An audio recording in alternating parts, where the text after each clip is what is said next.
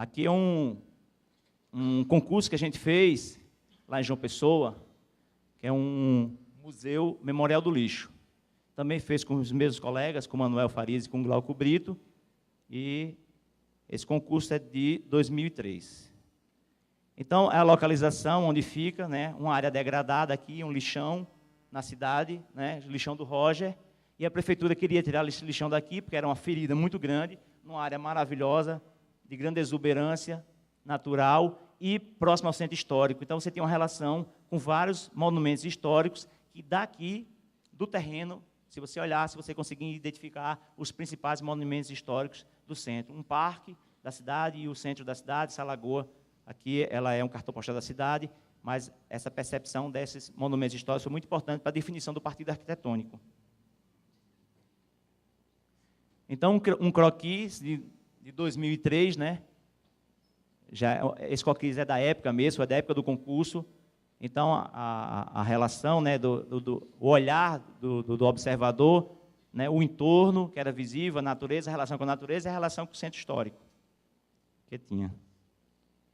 Então, aquela relação macro e a relação micro é que o terreno ele tem um galpão, havia um galpão de reciclagem de lixo, que ele estava lá e ele não iria sair. Ia haver uma construção nova, mas a construção antiga iria permanecer lá. Não iria sair, a gente não poderia ignorar o fato de a construção ser um galpão metálico, dele ser esteticamente desagradável, mas a prefeitura não ia derrubar porque a gente ia fazer um projeto novo. Essa pré-existência iria permanecer.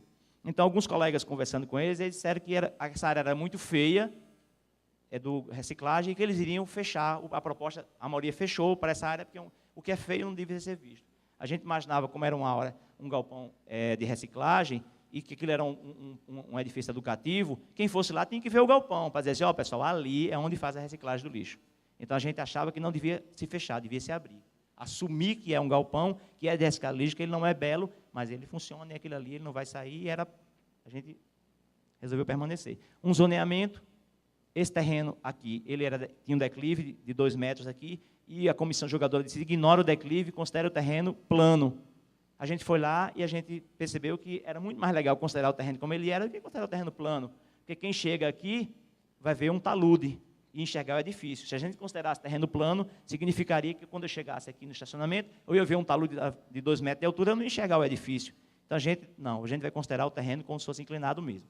A gente faz um zoneamento aqui, e aqui tem um acesso, então aqui tem a parte de exposição, o auditório, banheiros, e a gente, como era 400 metros quadrados, era muito pequeno para ser um memorial, a gente resolveu fazer uma coisa que estava fora do programa, que a gente fez um pátio de exposição externo. Como não contava em área de metro quadrado, a gente aumentou muito o potencial do memorial, sem necessariamente aumentar a área construída. Então, aqui são os croquis da época, né, a gente estudando. Então, nós tínhamos aqui um pé direito duplo, que é o salão de exposição. A partir do salão de exposição, podia ver a área de reciclagem de lixo, né? Podia dialogar, dizer, ali é a reciclagem do lixo. A gente tinha administração em cima, porque dava para monitorar quem estava na exposição, e um rasgo na fachada, para você ver aqueles elementos, monumentos históricos que tem na cidade, que a gente não podia negá-los, a gente tinha que relacionar, fazer essa relação com eles. E aqui, uma área mais quente, com aberturas em forma de seteira. Vou dar só uma olhadinha aqui no tempo, para eu ver. Ok. Aqui a implantação, né? Aqui a escada, aqui a rampa. Lá em João Pessoa tem uma igreja muito bonita, que é o Convento de São Francisco, que ela tem essa forma de convidar. Ela abre assim. Então, ela convida as pessoas. Então, a gente resolveu fazer uma escada também que convidasse e que direcionasse para a entrada. A entrada é aqui. Aqui o pavimento superior, que é a parte administrativa, um depósito, uma biblioteca e o salão. E como a gente deslocou o bloco de baixo, para poder abrir aqui, né? Aqui é poente, mas como tem quase 6 metros aqui, então isso aqui não fica quente. Tem 6 metros que dá uma proteção solar aqui. Esse bloco, quando a gente afastou, a gente cria em cima, junto à biblioteca, uma área, que é um teto, que a gente pensou em poder fazer um sarau, uma apresentação. Então, aqui é a chegada do edifício, a escada e a rampa. Aqui outra visão mais próxima do edifício, que é uma casquinha, uma caixa de concreto, né? Uma pele de vidro, e que essas esquadrias, na época, não sendo detalhadas, mas ia respeitar a questão da ventilação também, e uma caixa revestida de alumínio. A gente usou o material aí, foi concreto, alvenaria, alumínio, revestimento e estrutura metálica, que era a mesma, a gente se relacionou com o objeto do lado. É aquela coisa, né? O objeto é feio, a gente tem que se dialogar com ele, né?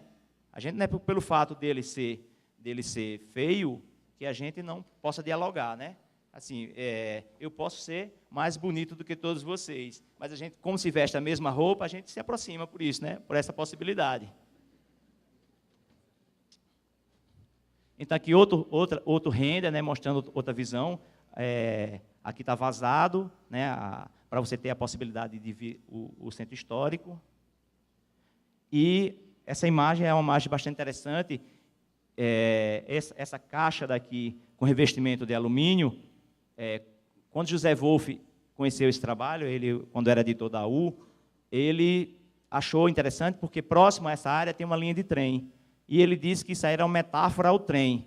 Então, eu achei interessante essa observação dele, embora não tenha sido intencional, mas eu acho muito apropriada a observação que ele fez, embora isso não foi uma coisa intencional, mas eu acho que é uma metáfora ao trem que passa do lado desse memorial.